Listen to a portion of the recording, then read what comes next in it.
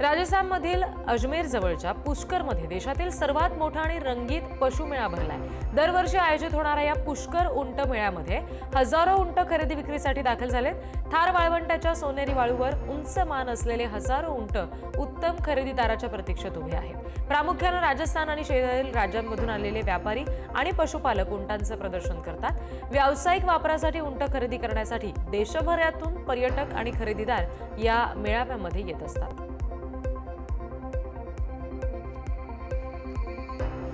उत्तर प्रदेशचे मुख्यमंत्री योगी आदित्यनाथ यांनी राष्ट्रपती आणि उपराष्ट्रपती आणि पंतप्रधानांची सुद्धा भेट घेतली। उत्तर प्रदेश सरकारने या भेटींना शिष्टाचार भेट असं म्हटलेलं आहे। या भेटींआधी मुख्यमंत्री आदित्यनाथ यांनी जेवर आंतरराष्ट्रीय विमानतळाची पाहणी करण्यासाठी नोएडा इथं भेट दिली होती। यावेळी आदित्यनाथ यांनी राष्ट्रपती, उपराष्ट्रपती आणि पंतप्रधानांशी विविध मुद्द्यांवर चर्चा केली। त्यांच्या या भेटीमुळे अनेक तर्कवितर्क मात्र लढवले जात आहेत। केंद्रीय गृहमंत्री अमित शहा यांनी नालंदा विद्यापीठाच्या ऐतिहासिक वारशाचा सन्मान केला। आता कोणीही या विद्यापीठाला हात लावू शकणार नाही असं ते म्हणाले। कुमार गुप्ता यांनी स्थापलेलं नालंदा विद्यापीठ 12व्या शतकात बख्तियार खिलजीनं उद्ध्वस्त केलं होतं, परंतु पंतप्रधान मोदींच्या नेतृत्वाखाली याचं पुनर्संचयन करण्यात आल्याचं सुद्धा अमित शहा म्हणाले। शहांनी बिहारमधील निवडणुकीवर सुद्धा भाष्य केलं। लालू राबडीच्या काळामध्ये 6 टप्प्यात घेतल्या जाणाऱ्या निवडणुका आता 2 टप्प्यात पार पडत आहेत। एनडीए पुन्हा सत्ता मिळाल्यास भविष्यातील निवडणुका एकाच टप्प्यात होऊ शकतात असं सुद्धा अमित शहा म्हणाले।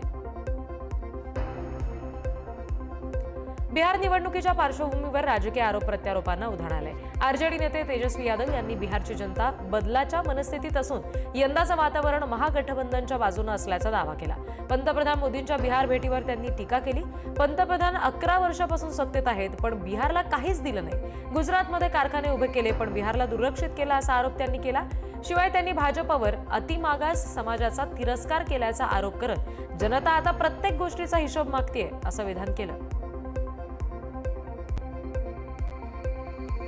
बिहार विधानसभा निवडणुकीच्या पार्श्वभूमीवर तेजप्रताप यादव यांनी नव्याने स्थापन केलेला जनशक्ती जनता दल या पक्षानं महुआ विधानसभा मतदारसंघातून प्रचार सुरू केला। त्यांनी महुआसाठी मेडिकल कॉलेज आणि विजयानंतर इंजिनिअरिंग कॉलेज उभारण्याचा तसंच क्रिकेट स्टेडियम स्थापण्याचं सुद्धा आश्वासन दिलेलं आहे। तेजप्रताप यांनी आरजेडी नेते आणि त्यांच्या भावाच्या तेजस्वी यादव यांच्या अप्रत्यक्षवर टीका केलेली आहे। तेजस्वी अजून खरे जननायक नाहीत, कारण ते वडिलांच्या बळावर आलेले आहेत असं ते म्हणाले। दरम्यान महुआमध्ये प्रचंड लोकप्रियता मिळवलेली असून येत्या निवडणुकीमध्ये विकासाचं नवं मॉडेल साकार करणार असं तेजप्रताप यादव यांनी म्हटलं।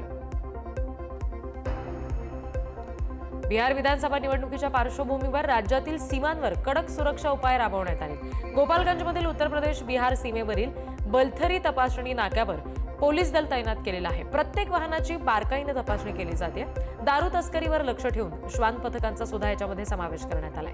आगामी निवडणूक प्रक्रिया शांत, सुरक्षित वातावरणामध्ये पार पडावी हे प्रशासनाचं उद्दिष्ट आहे। कन्नड चित्रपट आणि टेलिव्हिजन अभिनेता आर्यन गवीस्वामी यांचे बंगळुरूतील एका खासगी रुग्णालयामध्ये निधन झाले।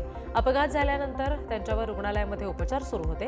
कर्नाटकच्या कोप्पळ जिल्ह्यातील कनकगिरी इथे रहिवासी असलेला आर्यन बेंगळुरूमध्ये राहत होता। दुचाकीवरून हसनला जात असताना झालेल्या अपघातात तो जखमी झाला आणि काल त्याच्या वाढदिवसाच्या दिवशीच त्याचा मृत्यू झाला।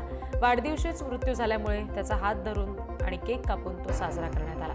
आर्यनचे अवयव दान करून कुटुंबाने एक नवा आदर्श सुद्धा निर्माण केलाय।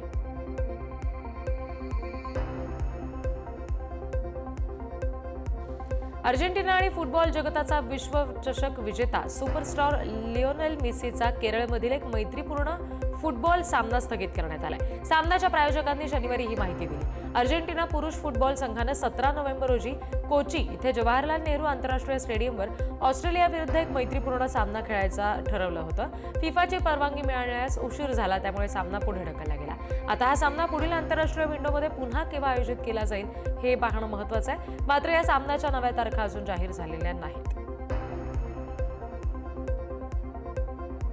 पोलिसांनी अहमदाबाद शहराच्या बाहेर असलेल्या एका फार्म हाऊसवर छापा टाकला। यावेळी एका पार्टीमध्ये कथितपणे दारूचं सेवन केल्याबद्दल 13 आफ्रिकन नागरिकांसह 15 जणांना अटक करण्यात आली। त्यानंतर पहाटे 5 जणांना पकडण्यात आल्याची माहिती एका अधिकाऱ्याने दिली। शिळज परिसरातील एका फार्म हाऊसवर शुक्रवारी रात्री उशिरा केलेल्या छाप्यात जवळपास 70 उपस्थितांपैकी 15 जण दारूच्या नशेत होते।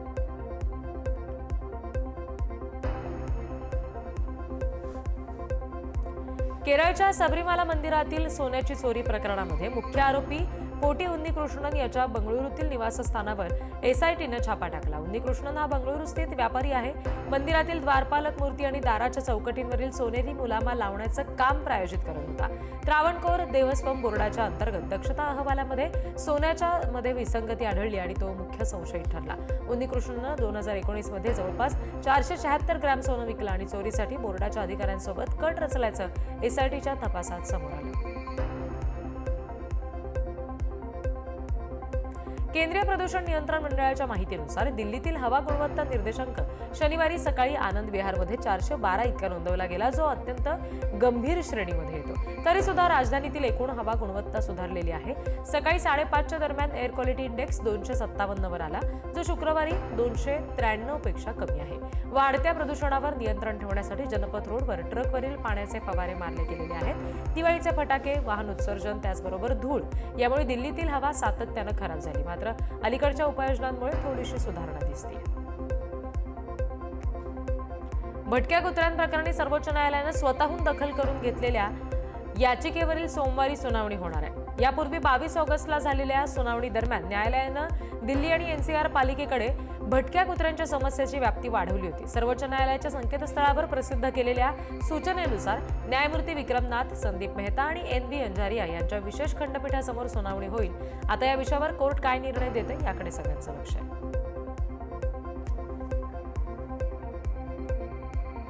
भारतीय सैन्य 30 ऑक्टोबरपासून राजस्थानमधील पाकिस्तान सीमेवर त्रिशूल नावाचा मोठा लष्करी सराव सुरू करणार आहे. हा सराव 12 दिवस चालणार आहे आणि 30,000 सैनिक, हवाई दल आणि नौदल यांचा त्याच्यात समावेश आहे. पाकिस्ताननं 28 आणि 29 ऑक्टोबर दरम्यान मध्य आणि दक्षिण हवाई क्षेत्रामध्ये काही मार्ग बंद केले आणि या सरावामध्ये काउंटर ड्रोन तंत्रज्ञान, कम्युनिकेशन जॅमिंग आणि बहुडोमेन ऑपरेशन्सवर लक्ष दिलं जाईल. जैसलमेर पासून गुजरातच्या सरक्रीक पर्यंत हा सराव पार पडणार आहे, त्यामुळे काही व्यावसायिक उड्डाणांचे मार्ग बदलले जाऊ शकतात. हा सध्या होणाऱ्या सर्वात मोठ्या लष्करी सरावांपैकी एक ठरणार असल्याचं मत विश्लेषकांनी मांडलेलं आहे. अयोध्येमध्ये 25 नोव्हेंबरला राम मंदिराच्या शिखरावर भगव्या रंगाचा विशेष धर्मध्वज फडकवण्याच्या कार्यक्रमाची तयारी पूर्ण झाली. पंतप्रधान नरेंद्र मोदी आणि संघाचे प्रमुख मोहन भागवत प्रमुख पाहुणे म्हणून उपस्थित असतील. हा ध्वज 22 फूट लांब, 11 फूट रुंद आहे. सूर्य, ओम आणि कोविदार वृक्षाची प्रतीकं त्याच्यामध्ये आहेत. 161 फूट उंच शिखरावर 42 फूट उंच खांबावर हा ध्वज फडकवला जाईल. 8 मंदिरांमध्ये विशेष पूजा, हवन आणि विधी यावेळी पार पडतील. या सोहळ्यामध्ये 35,000 स्काउट कॅडेट्स सहभागी होतील अशी शक्यता आहे. दरम्यान या ध्वजाची 60 किलोमीटर प्रति तास वेगाच्या वाऱ्याला सहन करण्याची क्षमता आहे असंही सांगितलं गेलंय. उत्तराखंड सरकारने डिसेंबर 2025 पासून अन्य राज्यांमधून येणाऱ्या वाहनांवर ग्रीन सेस लागू करण्याचा निर्णय घेतलेला आहे. हा कर लागू झाल्यानंतर उत्तराखंडमध्ये प्रवास करणं बाहेरच्या वाहनांसाठी अत्यंत महागडं होणार आहे. परिवहन विभागाने या संदर्भात एक आदेश जारी केलाय. डिसेंबर महिन्यापासून उत्तराखंडमध्ये प्रवेश करणाऱ्या वाहनांकडून ग्रीन सेसची वसुली सुरू होईल. ही माहिती परिवहनचे अपर आयुक्त SK सिंग यांनी दिली आहे. हा कर गोळा करण्यासाठी ऑटोमोडेड नंबर प्लेट रिकग्निशन कॅमेऱ्यांचा वापर केला जाईल. कॅमेऱ्यांच्या मदतीने वाहनांची ओळख पटवून फास्टॅगद्वारे आपोआप शुल्क वजा केलं जाईल. उत्तराखंडच्या हरिद्वारमधील रुडकीमध्ये एक महिला भिकाऱ्याकडून नोटांचा प्रचंड मोठा साठा सापडलाय. महिला भिकाऱ्याच्या पोत्यातून नोटांचा जणू वर्षावत झाला. या घटनेची माहिती कळताच स्थानिक सुद्धा हैराण झाले. या इतक्या नोटा मोठ्या संख्येने आहेत की मोजायला एक दिवस सुद्धा पुरला नाही. तब्बल 1 लाख रुपयांच्या नोटा मोजण्यात आल्या. या नोटांबाबत स्थानिकांनी पोलिसांना माहिती दिली. त्यानंतर पोलीस तिथे पोहोचले आणि महिला भिकाऱ्याकडे नोटांचा ढीग सापडल्याचा व्हिडिओ सध्या सोशल मीडियावर व्हायरल होतोय. भारतामध्ये सायबर गुन्हेगार आता लोकांना लुटण्यासाठी नवे मार्ग शोधत आहेत. अशाच पद्धतींपैकी एक म्हणजे इन्व्हेस्टमेंट स्कॅम, ज्यामध्ये अल्पावधीत मोठा नफा देण्याचा आमिष लोकांनी दाखवून फसवणूक केली जाते. गृह मंत्रालयाच्या सायबर विंगनं नुकताच प्रसिद्ध केलेल्या अहवालानुसार गेल्या 6 महिन्यांमध्ये 30,000पेक्षा अधिक लोक या स्कॅमचे बळी ठरले. एकूण 1,500 कोटी रुपयांची फसवणूक यात झाली. भारताचे अमेरिकेतील राजदूत विनय मोहन क्वाना यांना लॉकहीड मार्टिनचे मुख्य अधिकारी जिम टायक्लेट यांची भेट घेता आली. या भेटीवेळी त्यांनी नवी दिल्ली आणि वॉशिंग्टन DC यांच्यातील औद्योगिक सहकार्यावर चर्चा केली. यावेळी विशेषतः आत्मनिर्भर भारत लक्ष्यांवर लक्ष केंद्रित करण्यात आलं. लॉकहीड मार्टिनचे सीईओ जिम क्लायलेट यांची भेट झाली. भारत अमेरिका औद्योगिक सहकार्यावर खूप फलदायी चर्चा झाली असं सांगितलं गेलंय.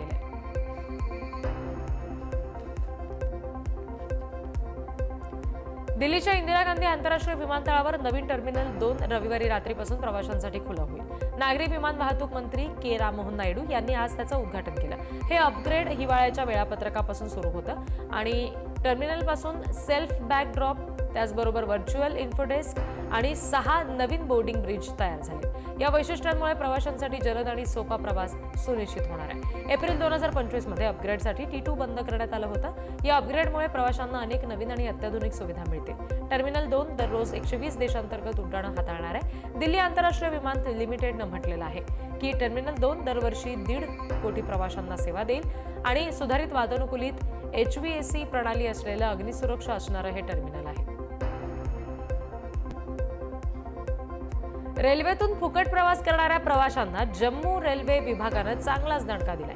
जम्मूमध्ये सणासुदीच्या काळात तिकीट न घेता प्रवास करणाऱ्या प्रवाशांवर जम्मू रेल्वे विभागानं कडक कारवाई केली आहे. मागच्या 10 दिवसात रेल्वे विभागानं किमान 2,500 प्रवाशांना तिकीट नसताना पकडलंय. त्यांच्यावर कारवाई करत त्यांच्यावर दंड आकारला गेलाय. या कारवाईतून रेल्वेनं 32 लाख रुपये दंड म्हणून वसूल केल्याची माहिती एका अधिकाऱ्यानं दिली आहे. हिमाचल प्रदेशची राजधानी शिमला इथं आज 3ऱ्या फ्लाइंग फेस्टिवलला सुरुवात झाली. या फ्लाइंग फेस्टिवलच्या पहिल्याच दिवशी अपघात घडला.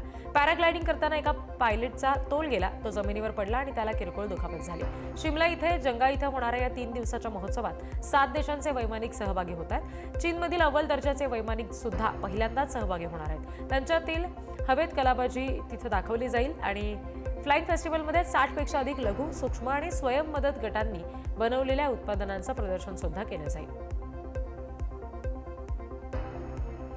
अमेरिकेचे राष्ट्राध्यक्ष डोनाल्ड ट्रम्प यांनी आता कॅनडाविरुद्ध मोठं व्यापार युद्ध छेडलंय. माजी राष्ट्राध्यक्ष रोनाल्ड रिगन यांच्या संदर्भात कॅनडानं वर्ल्ड सिरीज दरम्यान दाखवलेली जाहिरात खोटी असल्याचा आरोप करत ट्रम्प यांनी कॅनडावरील शुल्कामध्ये 10% वाढ केली.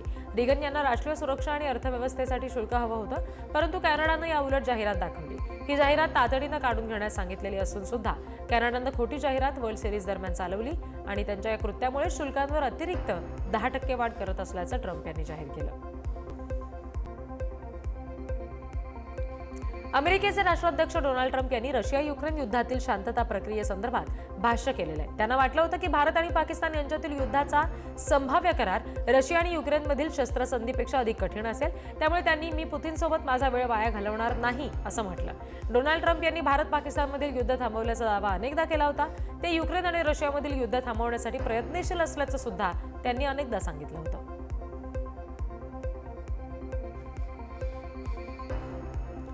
अमेरिकन सैन्याला आता गुप्त देणगीदाराद्वारे पगार मिळणार आहे. राष्ट्राध्यक्ष ट्रम्प यांच्या एका मित्राने सैनिकांच्या पगारासाठी तब्बल $130 दशलक्ष म्हणजेच जवळपास 1,100 कोटी रुपये दिल्याचं सांगितलं गेलेलं आहे. अमेरिकन सरकार शटडाऊनमुळे गेल्या 25 दिवसापासून आर्थिक अडचणीत आहे. पेंटागॉननं या देणगीची पुष्टी केलेली आहे. ती सैनिकांच्या पगार आणि सुविधांसाठी वापरली जाणार आहे. मात्र ज्यांनी हे पैसे दिले त्यांचं नाव गुप्त ठेवल्यामुळे पारदर्शकतेबाबत प्रश्नचिन्ह उपस्थित झाले. दरम्यान ही देणगी म्हणजे अभूतपूर्व आणि संशयास्पद असल्याचं मत तज्ज्ञ व्यक्त करतायत. युक्रेनचे राष्ट्राध्यक्ष व्लोदिमीर झेलेन्स्की यांनी अमेरिकेकडील रशियावरील आर्थिक दबाव वाढवण्याची मागणी केली आहे. त्यांनी रोसनेफ्ट आणि लुकोइल या 2 तेल कंपन्यांवरील निर्बंध संपूर्ण ऊर्जा क्षेत्रापर्यंत विस्तारण्याचं आवाहन केलेलं आहे. झेलेन्स्की यांनी अमेरिकेतून रशियाच्या आतापर्यंतच्या मारा करू शकणाऱ्या टॉकहम क्षेपणास्त्रांची मागणी सुद्धा केली. लंडनमध्ये झालेल्या युरोपीय नेत्यांच्या बैठकीनंतर त्यांनी हे विधान केल्याचं समोर आलं. या चर्चेत युक्रेनच्या हवाई सुरक्षेला बळकटी देण्यावर भर देण्यात आला. दरम्यान रशियानं दोनेस्कमधील 10 गावं ताब्यात घेतल्याचा दावा केलेला आहे आणि युद्धातील तणाव त्यामुळे आणखी वाढण्याची चिन्ह आहेत. व्हेनेझुएलाच्या नोबेल शांतता पुरस्कार विजेत्या मारिया कोरिनो मचाडो यांनी भारताचं आणि पंतप्रधान मोदींचं कौतुक केलंय. त्यांनी भारताला महान लोकशाही देश म्हणत मोदींकडे त्यांच्या आतिथ्याची विशेष इच्छा व्यक्त केली. व्हेनेझुएलामध्ये लोकशाही पुन्हा प्रस्थापित झाल्यानंतर भारत हा त्यांचा महान मित्र ठरेल असं विधान त्यांनी टाइम्स नावला दिलेल्या एका मुलाखतीत केलेलं आहे. त्यांनी गांधीजींच्या अहिंसेच्या तत्वज्ञानातून प्रेरणा घेतल्याचं सांगितलं. भारताकडून ऊर्जा, पायाभूत सुविधा आणि टेलिकॉम क्षेत्रामध्ये मोठ्या गुंतवणुकीची अपेक्षा त्यांनी व्यक्त केली. तुर्किस्तानच्या इस्तंबूल शहरामध्ये अफगाणिस्तान आणि पाकिस्तान यांच्यातील शांतता चर्चेच्या दुसऱ्या फेरीला सुरुवात झाली आहे. दोन्ही देशांमधील तणाव कमी करून प्रादेशिक स्थिरता आणि सहकार्य वाढवणं हा या चर्चेचा मुख्य उद्देश ठरवला गेला. या बैठकीमध्ये सीमावाद, दहशतवाद विरोधी सहकार्य आणि व्यापार वृद्धी यासारख्या महत्त्वाच्या मुद्द्यांवर चर्चा सुरू आहे. तुर्किस्तानच्या मध्यस्थीनं होणारी ही बैठक दक्षिण आशियामध्ये दीर्घकालीन शांततेसाठी एक महत्त्वाचं पाऊल मानली जाते.